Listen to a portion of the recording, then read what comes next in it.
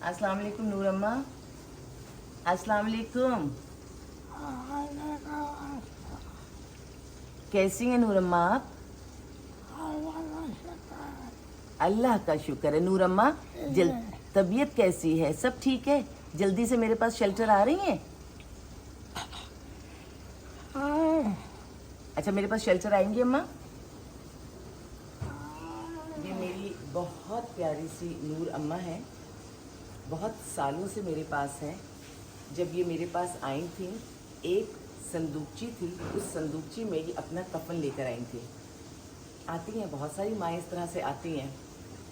ये 3 दफ़ा मेरे पास इस हालत में जा चुकी हैं, यानी ऐसे लगता है कि बस अब इनकी रुखसत का वक्त हुआ ही चाहता है, लेकिन ये अल्लाह की मर्ज़ी है। और मैं मुखातिब करूँगी इनके बेटे से कि इनका बेटा आए और अम्मा से माफ़ी मांग ले, बात कर ले। मुझे लगता है कि इनकी जान अटकी हुई है अपने बेटे में, जो इनका एक बेटा है। और ऐसा नहीं है, मेरी कोशिश होती है कि मुख्तलिफ़ वीडियोज़ में ये जो भी बुज़ुर्ग ख़वातीन हैं उनको मैं बिठाऊं और आपसे मुलाकात करवाऊं। किनसे? इनके लवाहिकीन से मैं मुलाकात करवाऊं। कभी बात करवा रही होती हूँ, कभी मैं खुद बात कर रही होती हूँ, कभी मैं इनकी कंडीशन बता रही होती हूँ। वजह सिर्फ ये होती है कि ये आएँ हमारे पास, आकर इनसे मिलें। और एक चीज़ तो मैं हमेशा कहती हूँ, मैं नूर अम्मा के बेटे से भी कह देती हूँ कि देखो ये बेशक आपकी अम्मी है, इन्होंने आपको पैदा किया है, इन्होंने आपको पाला है, आपको पोसा है। मैं आपसे कुछ भी मैं कौन होती हूँ आपसे कुछ पूछने वाली? मेरी तो मोहब्बत अपनी है इनसे, लेकिन मैं सिर्फ ये चाहती हूँ कि ये जो इनकी सांसें अटकी रह जाती हैं या जो इनकी ये तकलीफ़ मुझसे नहीं देखी जाती, मुझे ऐसा लगता है कि मेरी और मेरे शेल्टर की सब बच्चियों की मोहब्बत, खिदमत एक तरफ, और आप जो कि आप इनके बेटे हैं, आपके साथ इनकी मोहब्बत एक तरफ। हमने सालों इनको, ये बिस्तर पे भी बेडरिडन रही, इनकी तबीयत बहुत बहुत ख़राब हो गई। और आप समझते हैं ना कि जो बिस्तर पर आ जाता है उसके कौन कौन से काम हैं जो नहीं करने पड़ते, वो बग़ैर मोहब्बत के हो नहीं सकते, वो सब हमने कर लिए। लेकिन अम्मा, अल्लाह इनको फिर सलामत रखे, नूर अम्मा को अल्लाह ताला सलामती के साथ वापस लेकर आए।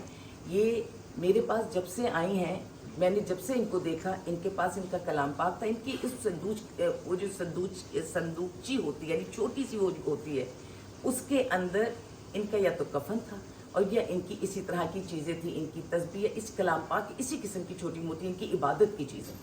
यकीन जानिएगा, ये जब तक मेरे पास अल्लाह ताला इनको फिर लेकर आए, अब ये कलाम पाक तो नहीं पढ़ पाती, लेकिन बैठकर अपने अल्लाह अल्लाह जो भी इबादत है करती रहती हैं। मैं वजाहत इसलिए दे रही हूँ कि अल्लाह ताला ने आपको ऐसी बेहतरीन माँ अता की मेरे पास। मैं तो इनकी इसलिए बहुत बड़ी दीवानी हूँ कि इनकी जो दुआएं हैं, उन दुआओं का कोई जवाब नहीं। और जब ये दुआएं देते हैं तो यकीन जानिए, अभी रमज़ान में इनके साथ मेरी शेल्टर की मैंने पूरी एक आपके साथ शेयर की थी वीडियो, जिसमें अम्मा है, इन्होंने हाथ पकड़ के मुझे इन्हीं अम्मा ने, नूर अम्मा ने बेंच पे बिठाया और मुझसे वही सवाल किया जो हमेशा करती हैं, सारी दुनिया में अमन है, सब लोग खुश हैं, तुम्हारे घर में खैरियत है, बच्चे अच्छे हैं? ये वो अम्मा हैं जो मेरे बच्चों को, मेरे शौहर को, सारी दुनिया को, सब इंसानों को बिलखुसूस ये दुआएं देती हैं। सोचो मेरे भाई, मेरे बेटे, तुम्हें कितनी दुआएं देती होंगी। अगर ये चली जाती हैं इस दुनिया से, खुदा न खास्ता, क्योंकि डॉक्टर्स ने तकरीबन इनको कहा है कि इनकी सिचुएशन काफ़ी कंडीशन क्रिटिकल है। अल्लाह इनको ज़िंदगी दे, सेहत दे। मैं अपना फ़र्ज़ अदा कर रही हूँ और मेरा फ़र्ज़ यही है कि मैं तुम्हें बुला रही हूँ कि आओ नूर अम्मा के साथ अपनी माफ़ी तलाफ़ी कर लो। बाद में हमारे पास आके ये अफसोस करने का किसी चीज़ का कोई फ़ायदा नहीं है। मुझे नहीं पता मेरे पास कितना वक्त है, मैं यहाँ से 2 कदम जाऊँ तो मैं रहूँ, मैं ना रहूँ, नहीं पता अगली सांस का मुझे। लेकिन अम्मा की अपनी एक उम्र है, इन्होंने बहुत दुख की बहुत तकलीफ़ से अपनी पूरी ज़िंदगी गुजारी है, दुखों के साथ ज़िंदगी गुजारी है। तो अल्लाह ताला इनको सेहत दे। मैं इनके साथ खड़ी हूँ। देखो, मैं ये नहीं कहूँगी कि इनको ले जाओ, ये मेरी है, ये बहुत खुशी से मेरी है। मैंने इनको बहुत मोहब्बत से रखा है। मुझे इनसे मोहब्बत है कि मेरे पास ही रहेंगी। ये जब तक ज़िंदा है, सलामत है, मेरे पास रहेंगी। मैं तुमसे नहीं कहूँगी कि इनको लेकर जाओ, या किसी भी किस्म का ख़र्चा भी तुम पर नहीं होगा। ये जो हैं, जैसी हैं, ये मेरी हैं, ये सब हम कर लेंगे, इनकी खिदमतें और सब कर लेंगे। बस तुम सिर्फ एक दफ़ा आकर मिल जाओ। तुम्हारे पास कितना वक्त है ये अल्लाह के सिवा तो कोई भी नहीं जानता, लेकिन इनको एक तसल्ली दे दो ताकि इनका रिवाइवल हो जाए, ये वापस आ जाए अपनी ज़िंदगी में हमारे पास। इनकी ان کی سانسیں، ان کی سوچ، ان کی ہر چیز اٹکی ہوئی ہے اپنے بیٹے میں. اور میں کیونکہ مستقل میرے پاس ایسی مائیں ہوتی ہیں کہ جن کی سانسیں اور زندگی اٹکی ہوتی ہے اپنے پیاروں میں، اور میں ہمیشہ ریکویسٹ کرتی ہوں کہ زندگی میں آ کے معافی مانگ لو. اور ایسا نہیں ہے، خوش نصیب ہوتے ہیں، کچھ ایسے ہوتے ہیں خوش نصیب جو زندگی میں ماں سے آ کے شیلٹر میں معافی مانگ لیتے ہیں، وہ خوش نصیب ہوتے ہیں. میری خواہش ہے، میری دعا ہے کہ اللہ تعالیٰ تمہیں بھی وہ خوش نصیب بنا دے کہ تم آ کر زندگی میں اپنی ماں سے معافی مانگ لو.